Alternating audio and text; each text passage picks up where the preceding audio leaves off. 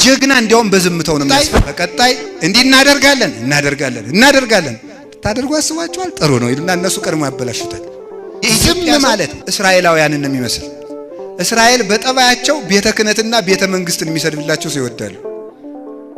አሁን ለምሳሌ እኔ ብድግ ብዬ ብፁዕ አቡነ ገሌ ሌባ ናቸው፣ ቀጣፊ ናቸው፣ ሰው መሳይ ናቸው፣ ህዝቡ እየተበተነ ማያዙ ተኩላ ናቸው፣ ገንዘብ ነው የሚያጭበረብሩ ብል በስመ አብ አባ ገብረ ኪዳን እውነተኛ አባት ነው። እኔ እኮ ለዓላማዬ ሊሆን ይችላል የተናገርኩት ማለት ነው እንጂ አባን ወይም ብፁዕ አባታችን እንደዚያ ሌባ ሆኖ ላይሆን ይችላል። በጠባያችን ቤተ ክህነትና ቤተ መንግስትን የሚሰድብ ሰዎቹ ትክክል አይሆንም ይሁንም ሳንመረምር የሚሳደብልን ሰው እንወዳለን። ግን ሰዎቹ ደግሞ ለዓላማቸው እያደረጉን እንደሆነ ግን አናውቅም ፈጽሞ ማለት ነው። ሳንመረምር ደስ ይለናል ዝም ብሎ እሰይ በቃ የዚያን ጊዜ አገር ይወጣልን፣ ቀን ይወጣልን፣ ሰላም የተመለሰልን፣ ርስታችን ጉልታችን የተመለሰልን፣ የተስተካከለልን፣ ፍትህ የተሰጠን ይመስለናል። ግን ትክክለኛ አባቶች እንዲያውም በክፉ ዘመን ምንድነው የሚሉ ዝም ሰሚ የለማ። እስቲ በሞቴ ሰሚ የለም በሉ። አንዳንድ ጊዜ እኮ ሰላማዊ ሰልፎቻችን ሁሉ እኮ ይገርሙኛል። እኔ ሰሚ ሳይኖር እኮ ነው የምንጮኸው። ተናግረን ዝም ወጣችሁ ነበር ጎበዞች ብለው ሰው አሽፈውብን ቁጭ ይላል። ሰሚ እንደ አንድ መምላክን ጀግና እንዲያውም በዝምታው ነው የሚያስፈራ። ክርስቲያን በዝምታው ነው የሚያስፈራ። ዝም አሉ ከኢትዮጵያ ነገስታት አንዱ እኮ አድርገዋል አይደል? ግብር ጨመሩ አይደል? ህዝቡ ወጣ። ከዛ በኋላ በበነገው ደግሞ ጨምሩ እንደውም ከትናንት ነው አሉ። ደግሞ ወጣ ጨምሩ አሉ። በሶስተኛው ዝም አሉ። ህዝቡ ቁጭ አለ ዝም ብሎ። ህዝቡ እንዴት ብሏል አሉ። አረ ጃን ሆይ ዝም ብሏል፣ አሁን ነው መፍራት አሉ ይባላል። ዝም ስንል እንዲያውም እውነቴን ነው የምነግራችሁ፣ ዝም ብለን ስራ እንሰራለን። አሁን እንወጣናኛ በቀጣይ እንዲህ እናደርጋለን ታደርጉ አስባችኋል ጥሩ ነው ይሉና እነሱ ቀድሞ ያበላሹታል። ዝም ማለት ሰሚ ሳይኖር እንኳን ሰው እግዚአብሔር አይናገርም። እስኪ በሉ ሁላችሁ ሰሚ ሳይኖር በሉ። እንኳን ሰው ማን አይናገርም? እግዚአብሔር አይናገርም። እግዚአብሔር ለምን ዝም አለን በሉ እስኪ ሁላችሁ። ሰሚ ስለሌለ ማን ይስማ? በፍጹም እኛን ዘረኛ አትሁኑ ቢለን ዘረኛ። አሁን አንዱ ጠጋይልና አባ እኔም እኮ ሰው አካባቢ ነው ሲል ነው ልጅ ደህና ነህ በል እንግዲህ ያገኛለሁ በዘር እናንተም ዘር ማን የሚሰማል? እስኪ ስጋው ደግሞ ማትቀበሉ እጃችሁን አውጡ በሉ አውጡ። ማትቀበሉ ተቀበለናል ትሉ እንዴ? ያሰት ምስክር እኮ ነው፣ ነውር እኮ ነው። በሉ አውጡ ከፍ አድርጋችሁ ይውላችሁ በሉ እስቲ ስጋዬን የበላ በሉ ደሜን የጠጣ የዘላለም ሕይወት አለው በሉ። ይሄንን አድርጋችሁ እግዚአብሔር ለምን ዝም አለን በሉ። ሰሚ ስለሌለ። ቁረቡ ተባላችሁ አትሰሙ፣ ጸልዩ ተባላችሁ አትሰሙ። በየሜዳው አትጋቡ፣ ያለ ቤተ ክርስቲያን ሥርዓት አትጋቡ። በየሜዳ እየተጋባችሁ በየሜዳው እየሞታችሁ ትቀራላችሁ ተባለ። ኧረ የለም በየሜዳው መጋባት። እንዲያውም እኮ ያለ ቤተ ክርስቲያን የሚደረግ ጋብቻ የባዝራና የፈረስ ጋብቻ ነው የሚለው ሰለስቱም ቤተ ክርስቲያንም አታውቃቸውም ይላል። ሳታውቃችሁ በየሜዳው ትወድቃላችሁ፣ በየሜዳው ወድቀን እንቀራለን። እግዚአብሔርን ለመስማት ያብቃን። ኪዳን አስደርሱ ተባል ወይ ወዴት? አስቀድሱ ወይ ወዴት? ዳዊት ድገሙ ኧረ ምንም፣ ታረቁ ኧረ ምንም፣ ንስሐ አባት ያዙ ወይ ምንም። እግዚአብሔር ቸር ነው፣ እኛ ጨካኝ ነው ብለናል። እግዚአብሔር ቸር ነው እንዴ? እስኪ ሁላችሁ ውሃ ጠምቷችኋል፣ ከወንዙ ዳዳችሁ ቆማችሁ ዋሉና እስኪ እንደው ተራኩ እንደው ይሁት ውሃ ጥሩ ነው በሉ ውሃ ጥሩ ነው። እንደገና እሺ ማር ጥሩ ነው በሉ እንደገና ጠጣችሁ አልጠጣችሁ። እግዚአብሔር ቸር ነው፣ ቸር ነው ግን አልተጠቀምክበትም። ቸር ነው፣ ቸርነቱማ ብላኝ አለ እኮ ጠጣኝ አለ። ልጄ እንጀራ ብቻ ሳይሆን እኔን ብላ አለ። ልጄ ውሃ ሳይሆን እኔን ጠጣ አለ። ማን ይስማ? ሰሚ በሌለበት እግዚአብሔርስ እንዴት አድርጎ ይስማን? ስንሰማ ነበር የሚሰማን። ዛሬም ሰምታችኋል። መሸነጋ ሳትሉ ወደ እግዚአብሔር ቤት መቅረብ ብቻ ነው እንሰማ የሚያደርገን። ሰሚ ሳይኖር ከመናገር ዝም ብሎ ለእግዚአብሔር እንዴ አልሰማችሁም እንዴ?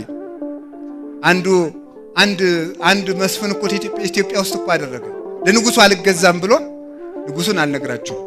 ለንጉሱ አልገዛም አለ። አልገዛም ሲል ትዕቢተኛ ነበር። እሱም በአንድ አውራጃ የተሾመ ነው። የቱ አውራጃ እንደሆነም አልናገርም። ደግሞ ዘረኝነት ነው የሚመስላችሁ። በዚያ ሲገዛ መስፍኑ ትዕቢተኛ ነው። እንዲያውም ከትዕቢተኛቱ የተነሳ የኔ ሚስት ቤተክርስቲያን ሳትገባ የምትገቢ ሴት ወዮልሽ ብሎ የሱ ሚስት ተኝታ ታረፍድና ሌት የመጡ ሴቶች እየተንቀጠቀጡ ብርድ ላይ ይቆያሉ። የሱን ሚስት ቀድማ የገባች ሴት እግሯን ትቆረጣለች። እንዲህ ያለ ትዕቢተኛ ነበር። እንዲያውም ከትዕቢቱ ብዛት የተነሳ የጉንዳን ግብር አስከፍሎ ነበር ይባላል። እንዲያው እስቲ ህዝቡ ይገዛልኛል አይገዛልኝም ለማለት ጉንዳን አስገብሮ ነበር። እንደው ያ ይሻላል እያረዱ የሚጠሉስ ጉንዳኑስ ጆሮ ነበር የሚነክስ። አሁን ተመልከቱ፣ ይሄ ሰው ከዚያ በኋላ ምን አደረጉት? ይሄ ሰው ሲታሰር ወታደሮቹ ሄደው የሱ ሚስት በማይረባ ግብር አገኙት። እንዲያ ሲያደርጉ የሚገርመው ግን ቀን ሰው እየበደለ ሌሊት በገና ይደረድር ነበር። እግዚአብሔር ቸር አይደለም? አለቀሰ። ሚስቱ ስትገባ ቤተክርስቲያን ስትገባ ትክ ብሎ ያየ ሰው ይቀጣ ነበር። ምን ብሎ አደረደረ በገናውን? ወታደሮቹ እሱ ሲወድቅ ለዚህ ነው ምን አለ መሰላችሁ ሰሎሞን፣ ቀን የሚያመጣውን አታውቅምና በጠላት ውድቀት ደስ አይበልህ ይላል። አንተም ነገ ወዳቂ ልትወጥ እንችላለህና ቀን አገኘው ብለህ የወደቀውን ደግሞ አንተ መልሰህ ያንን ከሆንክ ብልጫህ ምንድነው ሲል ከዚያ በኋላ ጠጁ ቀጠነብኝ ስጋው ጎፈየብኝ አይሉም ሚስቴን ሰው አያት ከደጅ አይወጣብኝ አይሉም ቀን የጣለለታ ይደረጋል ሁሉ ብሎ በገና ደረደረ። ከዚያ በኋላ ይሄ እንዲህ ብሎ በገና ደረደረ ብለው ለንጉሥ ሲነሳቸው ውጣቻለሁ አንተ ሲሉት ጃን ሆይ ከርሰው ለበለጠው አላቸው። በዚያን ዕለት የሚገርመው የሱን ሚስት ሂደው በማይገባ ግብር የተገናኙ ሰዎች በመብረቅ ተመተው አደሩ። ለምን ተመልከቱ፣ ገፋን ብሎ ቀን ሲያገኝ መግፋት መልሶ ራስን የሚያጠፋልና። ስለዚህ ሰሚ ሳይኖር ለማይሰሙን ከሚናገር እግዚአብሔርን እየሰማን ለሚሰማን ነገር ይቻላልና ለእግዚአብሔር እንድንናገር አምላከ ቅዱሳን ይርዳል። ሰሚ በሌለበት አይናገርም። ሰው የማይሰማ አንዳንድ ጊዜ ከድንቁርናው የተነሳ አይሰማም ሰው የሚፈልገውን። ሁለተኛ ደግሞ ሰው የሚሰማው የሚፈልገውን ብቻ ነው የሚሰማው። የሚፈልገውን እንደ ፍላጎቱ እስማ ዓለም ያፈቅር ሊያሁ ዓለም የራሱን ይወዳል እንደተባለ ዓለም የራሱን ስለሚወድ የራሱን ነው የሚሰማ፣ አይሰማን። እንደገና ደግሞ ሰው ርቦትም ላይሰማ ይችላል። ይሄ ለቤተሰብ የሚጠቅማቸዋል። አሁን ለምሳሌ ባለትዳር ሴቶች ትኖራላችሁ አይደለም? ባሎቻችሁ ስራ ውለው እንደመጡ ጦሙን እንደዋለ አንተ በቀደም የሰደብከኝ ምን ብለህ ነው ቢል አናትሽን ፈልጦ ሊጥልሽ ይችላል። ሰው በማይሰማበት ጊዜ አይነገርም። እውነቴን ነው። ሰው በራበው ሰዓት፣ ሰው ባመመው ሰዓት አይጠየቅም። ለምሳሌ አንድ ምሳሌ እንግራችሁ። የማቴዎስ ወንጌል ምዕራፍ 21 ላይ ስታገኙ ሐዋርያትን አገኛቸው። ሐዋርያትን አገኘና ጌታ ምን አላቸው? ደቂቀ በሆኑ ብክሙ ዘንበል አላቸው። የሚበላላችሁ የለንም አሉት። በሉ መረባችሁን በቀይ ጣሉ። 153 ዓሣ ወጡ። ካወጡ በኋላ ምን አላቸው? እነሱ ያወጡት ዓሣ ተጠብሶ እስከሚበላ ድረስ ረሃቡ እንዳይጎዳቸው ብሎ በመላእክት ሌላ ዓሣ አስጠብሶ ቆያቸው። ኑ ፊት ይሄን እንብላ ብሎ አበላቸው ጌታ። አብልቶ ከጨረሰ በኋላ ነበረ ቅዱስ ጴጥሮስን የወቀሰው። ጴጥሮስ ተወደኛለህ አለው። አብልቶ ነው የወቀሰው። ጌታ እንኳን ተመልክቱ፣ እሱ ራሱ አምላክ ነው። ተክዶ እንኳን ወዲያው ጴጥሮስ ሐሙስ ዕለት ማታ ይካድከኝ ምን ሆነዋል? አብልቶ በደም መስማት በሚችልበት ሰዓት ጴጥሮስ ተወደኛለህ አለው። ድካሙ ለቆታል፣ ብርዱ ለቆታል፣ ዓሣውን ተመግቧል። እንደወደህ አንተ ታውቃለህ ብሎ በጎ ምላሽ መለሰ። ሰውን በባሰው ሰዓት ከመውቀስ ጠብቆ መናገር መልካም ነው። የምንናገረው ሰዓት በምንሰማበት ጊዜ እንዲሆን አምላከ ቅዱሳን ይርዳን። የሚሰሙበትን ጊዜ መርጦ መናገር ይገባል። አላችሁ የላችሁም? እግዚአብሔር ሰሚ ሳይኖር አይናገርም። አንድ ሰው እኛም ሰሚ ሳይኖር አንናገርም። ሰው ባመመው፣ በደከመው፣ በረሃበው፣ በጨነቀው ጊዜ አይወቀስበትም። እንዲያ በሆነ ሰዓት እኛ ሁሉ መረዳትና ማወቅ ይገባልና ተናግረን ሰውን ከመበደልም እግዚአብሔር ይጠብቀን። ሌላው እግዚአብሔር የማያደርገውን አይናገርም። እስኪ የማያደርገውን አይናገርም ብሎ ምን አይልም? አይናገርም። እግዚአብሔር የሚናገረው እንዲያውም ምንድነው የሚለው ቅዱስ ቄርሎስ? ሰው ብዙ ይናገራል፣ ጥቂት ይሰራል። እግዚአብሔር ጥቂት ይናገራል፣ ብዙ ይሰራል። ስለዚህ ብዙ ተናግረህ ምንም ከማሰራ ምንም ሳትናገር ትብሰራ ይሻላል ይላል። ብዙ ተናግረህ ሰምታችሁኛል። ብዙ ተናግረህ ምንም ከማትሰራ ጥቂት ተናግረህ ምንም ሳትናገር ጥቂት ነገር መስራት ይቻላል። አሁን ብዙዎች እኮ ብዙ ነግረው ምንም ሳይሰሩልን ቀሩ። አልሰማችኋቸውም? ኢትዮጵያ እንዲህ ትሆናለች፣ ኢትዮጵያ እንዲህ ትሆናለች፣ ኢትዮጵያ እንዲህ ትሆናለች። እንዲያውም ፊትማ እንደሰማነው ፀሐይ ላይ ሁሉ ደን የምንበላ ነበር ያስመሰሉ። እዚያ ላይ ማይድ የምንበላ ብዙ ነግረውን ምንም አልሰሩልንም። እግዚአብሔር ግን ጥቂት ተናግሮ ብዙ ሰራ። እስኪ ጥቂት ተናግሮ በሉ ምን ሰራ? ብዙ ሰራ። ለምሳሌ ዛሬ ማን ነው? አቤት ቀኑ ሐሙስ አይደል? ሐሙስ ለምሳሌ አሳ በባህር ውስጥ ያለው አሳ ስንት ይሆናል? እስቲ ገምቱ። 1000 2000 10 ሚሊዮን ስንት ይሆናል? አቤት አናውቅም በሉ። ጥሩ ነው፣ እሱ መልስ ነው። ከዚያ በኋላ ተመልከቱ፣ ይሄን ሁሉ አሳንበሪውን፣ ጉማሬውን፣ አዞውን ይሄን ሁሉ ለመፍጠር አሁን ጉማሬ ተፈጠረ፣ አሁን አሳ ተፈጠረ አይደለም። ባህር አውጭ አላት፣ አወጣች። ይሄን ሁሉ የፈጠረው በአንድ ቀን።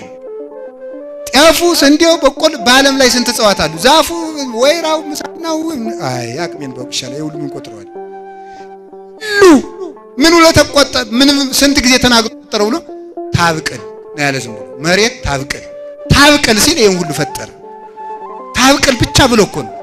ከዚያ በኋላ ረቡ እስቲ ከዋክብትን ቁጠሯቸው ስንት ይሆናል? ምንድነው ያለ? ዝም ብሎ ለአብሩ ብርሃናት በሰማይ ብርሃናት በሰማይ ላይ ያብሩ ሲል ቁጥር የሌላቸው ከዋክብት ተፈጠሩ። ፀሐይ ተፈጠረች፣ ጨረቃ ተፈጠረች። እነዚህ ሁሉ ያብሩ በሚል ቃል ነው የተፈጠረ። በአንድ ቃል ይሁን ሁሉ ሰራ።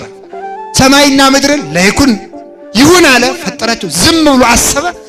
7 ሰማይ ከዚህ በላይ ያን ሁሉ ሰማይ፣ ይሄንን ሰማይ፣ ይሄንን ምድር፣ 7 5ቱን የዓለም የመሬት ዓለም፣ 9ኙን የእሳት ዓለም፣ የነፋሱን ዓለም፣ የውሃውን ዓለም በዝምታው ብቻ ፈጠረ። ጥቂት ተናግሮ ብዙ ይሰራል። እኛ ደግሞ ብዙ ተናግረን ምንም አንሰራ። አሁን ፉከራ እንዲሁ በሞት ይያጫል። እንዲሁ አፈርሰውን እንዲሁ በየፌስቡኩ መለፍለፋችሁን አቁሙ። እንዲሁ በእግዚአብሔር ይያጫል። እንደዚህ እንዲሁ መሳደብ፣ በስድብ እንዲሁ መደሰት፣ አንድ ነገር ሳንሰራ ብዙ ማውራት። አሁን እንዲህ ታቅዷል። ሌሎች እኮ ሊያጠፉን እንኳን አይናገሩም እኮ። ሊያጠፉን እንኳን ጥፋታቸውን ሲገልጡት ብቻ ነው የምናውቀው። እኛ ዝም ብለን እስቲ እግዚአብሔር ያሳያችሁ፣ ክርስቶስ ያመልክታችሁ አላችሁ። ስለዚህ እግዚአብሔር የማይፈጽመውን አይናገርም። እሱ ብቻ እንዳይመስላችሁ። እግዚአብሔር ስራውን ሰርቶ ሲጨርስ ይናገራል። እስኪ ምን አላችሁኝ? ሰርቶ ሲጨርስ ይናገራል። ሰርቶ ሲጨርስ ይናገራል። በጣም ግሩም ነው። ለምሳሌ አንዳንድ ቀን እንዲህ ይላል ሰይጣን፣ ቀረብልና የእግዚአብሔር ልጅ ክርስቶስ ይለዋል። መረጃ ለመሰብሰብ እኮ ነው እንጂ ነው አይደለም። ቆይ አንዳንድ ቀን ይርባዋል፣ አንዳንድ ቀን ደግሞ እንጀራ ያበረክታል፣ አንዳንድ ቀን ይፈራል፣ አንዳንድ ቀን ደግሞ አይዟችሁ የሰናፍጭ ቅንጣት ታክል እምነት ቢኖራችሁ ይህን ተራራ ትነቅሉታላችሁ ይላል። ሰው ማን ነው ብሎ ይግራይገው። የእግዚአብሔር ልጅ ነህ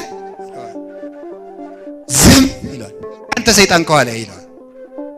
ኋላ እንዲህ ሲል ኋላ ሰርቶ ጨረሰ። ስራውን ሰራ። 33 ዓመት ምስጢሩን ጌትነቱን በምስጢር እየገለጠ ቆየና ግን እኔ አምላክ ነኝ የሚለውን በምስጢር ደብቆ ቆየና ስራውን ሰርቶ ጨረሰ። ሲያልቅ ዓርብ እንዲህ ያለ ሰይጣን ዓርብ በመስቀሉ ጠርቆ ሲይዘው ወመስቀሉ ቀተሎ ለጽል ይላል ቅዱስ ጳውሎስ ቆላስይስ ምዕራፍ 2 ቁጥር 14 ላይ በመስቀሉ ጥልን ደመሰሰው ይላል። አንዳንድ ጊዜ መናፍቃኑ እንዲላሉ ጥሌት የአባታችን የሞተበት ነው መስቀልና እንይዘውም ይላሉ። በመስቀሉ የሞተ ማን ነው? ዲያብሎስ ነው አባቴ እያሉ ነው ማለት ነው። እንግዲህ በመስቀሉ ዲያብሎስ ሞተ ነው የሚለው። በመስቀሉ ሞተ። ሞትንም ጠርቆ ቀድሞ ይገልበት ከነበረው መንገዱ አስወጣው ነው የሚለው። በሳት ዛንጀር በነፋስ አምላኬ ለምን ታደገኒ እንደ መቃጥን ማለት ነው። መቃጥን እንግዲህ የከተማ ሰው ብዙ አያውቀውም። ታውቃላችሁ እንዴ? አታውቁትም? መንጠቆስ አታውቁትም? በቃ ምን እላችኋለሁ። ይሄ ረጅም የሆነ ሸምበቆ ናት እና ጫፏ ላይ ቆለፍ ያለች ሹል ብረት የተሳለች ብረት ይደረግበታል። እዚያ ላይ ጭብጦ ይደረግበታል። ጭብጦም አታውቁም? እሺ ዳቦ እሱ ይደረግበታል ማለት ነው። ጭብጦ የሚባለው በተልባ በኑግ በቅቤ እናቶቻችን ጨብጠው ቂጣውን ጋግረው የሚሰጡት ነው። በጣም ግሩም ነው በእውነቱ ማለት ነው። ዛሬ እኮ ዝም ብሎ እንደው የከተማ ሰው አበላልም አያውቅም። ማምላክ ዝም ብሎ ይሆነ ያልሆነው ማለት ነው። እዚያ በኋላ እንደው እግዚአብሔር ይጠብቀን ብቻ እና እንደዚህ ያረግና ሲያበቃ አበላል ማለት ሆዳሙ ነው አይደለም። ብዙ ከመብላት እንደው መጽሐፍ ቅዱስ ምንድነው የሚለው? የተበላሸ ምግብ ልብ ያበላሻል ይላል። እውነቴን ነው። የደፈረሰ ምግብ ልብ ያደፈረሰ የሆነ ያልሆነውን አትብሉ። እንደው በገበያው ሁሉ መብላት መንገድ ለመንገድ እንደው እንዳሳማ ዝም ብሎ እንደው ማምላክ ቦታ ሳይመርጡ መብላት። እንደው ክርስቲያን እኮ ጠንቃቃ እኮ ነው በእውነቱ ማለት የተጠነቀቀ ነው። በየቦታው አይዝረከረክም አላችሁ። እግዚአብሔር ከሁላችን ጋር ይሁን። እግዚአብሔር ከሁላችን ጋር ይሁን። ስለዚህ ያንን ጭብጦውን ምን ያደርጉታል? ከቆላፋ ብረት ያደርግና አሳ አጥማጁ ምን ያደርገዋል? ባህር ውስጥ ይከተዋል። ሲከተው አሳው ጭብጦውን ለመብላት ይመጣል። ሸቶት ነው ይመጣል። ጭብጦውን ቅምስ ሲያደርግ ምን ያደርገዋል? ቆላፋው ብረት ጉሮሮው ላይ ይገባል። ያን ጊዜ አሳው ሲንፈዳፈድ አሳ ገባ ማለት ነው ብሎ ሳብ አድርጎ ያወጣዋል ማለት ነው በመንጠቆ ብረት። ግን አሳው የመጣ እንጀራ ወይም ዳቦውን ቂጣውን ብሎ ይመጣል። ልክ እንደዚህ ይላል እነ ቅዱስ ቄርሎስ ሲተረጉሙ። አሳ የተባለ ዲያብሎስ ነው ይላል። አሳ የተባለ ዲያብሎስ ነው። ጭብጦ የተባለ የክርስቶስ ስጋው ነው ይላል። ስጋውን ብሎ ሊውጥ ቀረብ እንዳለ አሳው ክርስቶስ አምላኬ አምላኬ ለምን ተውቀኝ እያለ ሲጮህ ጊዜ እንደ አብርሃም ስጋ እንደ ፍጡር ስጋ መስሎት ሊውጥ ቀረብ ሲል መንጠቆው ብረት ለቀም እንደሚያደርገው በመለኮቱ እሳተ መለኮቱን ተመልከቱ ብልጭ አደረገው። እኔ እኮ ፍጡር መስሎኝ ነው። ማን ነው ይሄ? መኑ ውእቱ ዘምድረ ለብሰው ውእቱ ሰማያዊ ውእቱ፣ በምድራዊ ስጋ የተገለጠ ሰማያዊ አምላክ ይሄ ማን ነው? እኔ ያላውቅ ብዬ እንጂ እሱማ ዘአልቦ ዘዐርገ ውስተ ሰማይ ዘእንበለ ዘወረደ እምሰማይ ወልደ እጓለ እመሕያው፣ ከሰማይ ከወረደው በቀር ወደ ሰማይ የወጣ የለም ብሎ ነግሮኝ አልነበረምን? መኑ ውእቱ ዘእምዚአየ ይጼው፣ ምርኮን የሚማርከኝ ይህ ማን ነው? መኑ ውእቱ ዘባሕይለ ነደ እሳት ምስለ ሞት ይትበአስ፣ በጌትነቱ ብርሃን ከሞት ጋር የሚሰላለፍ ሞትን የሚቀጠቅጠው ማን ነው? መኑ ውእቱ ዘበብዝኀ ብርሃኑ ለጽልመት አኦሮ፣ ከጌትነቱ ብርሃን የተነሳ ጨለማኔን ዕውር ያደረገኝ ይህ ማን ነው? መኑ ውእቱ ዘያውዶ ስብሐት ዘይተአተት የማይጠፋ ብርሃን የሚከበው ይሄ ማን ነው? መኑ ውእቱ ተመልኩ ዘለኪፎቶ እይክል ልዳስሰው የማይቻለኝ ምንድነው? ምንትኑ ዝንቱ ዘያውዶ ስብሐት አለና ሲያበቃ ወምላኢ ሊሆሙ ተመልከቱ፣ ወምንሆሙ አለ ተመልከ አልቤ ዛማስን በላይ ሊሆሙ፣ እንግዲህ እንኳን እሱን ወገኖችን እንኳን መጉዳት የማልችለው ይሄ ማን ነው ብሎ ሲቀባጥር ጌታ እንዲህ ብሎ መለሰለት። እንግዲህ ማወቀኛል ስራውን ሲጨርስ ነው። ዝንቱ ውእቱ ኢየሱስ ክርስቶስ ዘተጸቅለ ዘቦቱ ጸጋማይ የማና የኮነ ወታይታይ ከመዘላይ ላይ ወደ ሐራይ ከመዘቀዳማይ፣ እማ በግራ የነበረውን አዳም ወደ ቀኝ መለስኩት፣ አለው ያልከውን አንተን ወደ ባህር ገሃነም ይወረወርኩ፣ የተዋረደውን አዳም ከፍ ያደረግኩት፣ ከፍ ያልከውን አንተን ያዋረድኩ እኔ ኢየሱስ ክርስቶስ ነኝ እወቀኝ ብሎ በዕለተ ዓርብ ጌትነቱን ገለጠ። ሰርቶ ሲጨርስ ጌትነቱን ገለጠ።